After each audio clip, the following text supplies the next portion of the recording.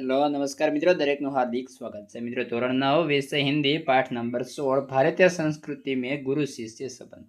मित्रों, સૌથી સંપૂર્ણ સોલ્યુશન આ વિડીયોમાં કરીશું। તે પહેલા ચેનલમાં નવા છો તો ફટાફટ ચેનલને સબસ્ક્રાઇબ કરી તમારા મિત્રોને અવશ્યપણે શેર કરી દેશો। ચાલો શરૂ કરીએ।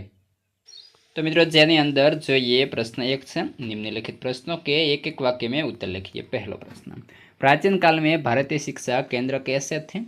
उत्तर, प्राचीन काल में भारतीय शिक्षा केंद्र एक प्रकार के आश्रम अथवा मंदिर जैसे थे।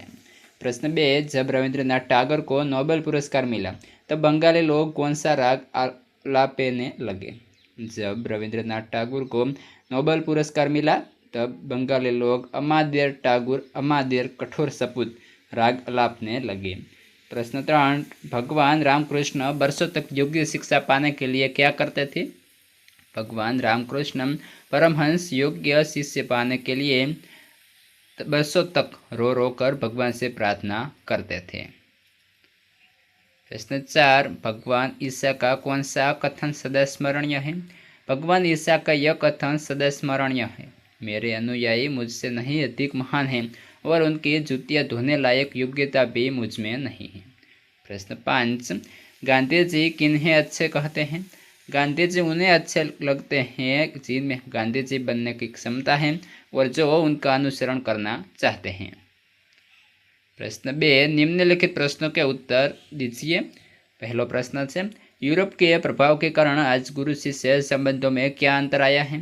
उत्तर, प्राचीन भारत में विद्यालय मंदिर के समान माने जाते थे। शिक्षा देना एक आध्यात्मिक कार्य था। पैसे देकर शिक्षा खरीदी नहीं जाती थी। शिष्य पुत्र से अधिक प्रिय होते थे।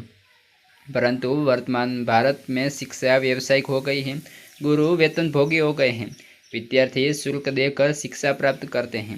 आज का शिष्य गुरु में परमेश्वर का रूप नहीं देखता।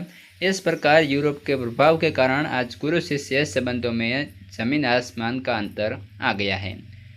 प्रश्न 2, पुजारी की शक्ति मूर्ति में कैसे विकसित होने लगी? उत्तर, पत्थर की मूर्ति तो जड़ होती है, उनमें चेतना डालने का काम पुजारी करता है।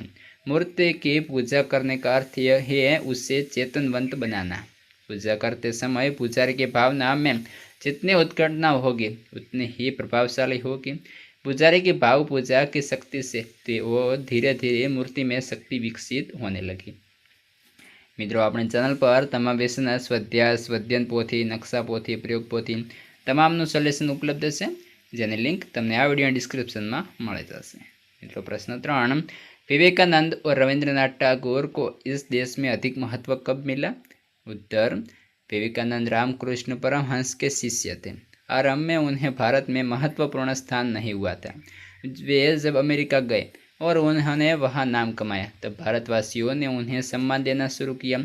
इस प्रकार रविंद्रनाथ टैगोर को यहाँ कोई नहीं जानता था। उन्हें जब नोबेल पुरस्कार से सम्मानित किया गया तब बंगाल वासियों ने उनकी प्रतीक्षा पहचानी। वे बंगाल के नहीं सारे देश के लिए गौरव बन गए। इस प्रकार विदेशों में सम्मान होने पर ही विवेकानंद और रविंद्रनाथ टैगोर को इस देश में महत्व मिला। त्यारबाद आगळ मित्रों, प्रश्न 3, आशय स्पष्ट कीजिए। पहला प्रश्न, सम्मान पाने वालों से सम्मान देने वाले। उत्तर, सम्मान पाने वाले अपने किसी विशेष गुण के कारण सम्मानित होते हैं।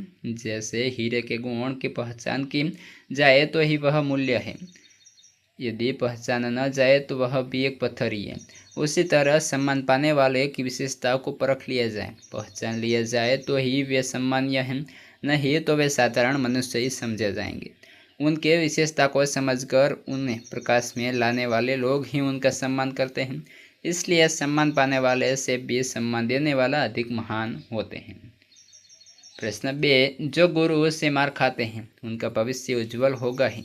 उत्तर, पढ़ाई के लिए विद्यार्थी का ध्यान पढ़ाई में होना जरूरी है। गुरु पढ़ा रहा है और विद्यार्थी का ध्यान नहीं है और तो वह जो पढ़ाया जा रहा है उसे ग्रहण नहीं कर सकता। गुरु के मार से विद्यार्थी का ध्यान पढ़ाई में लग जाता है।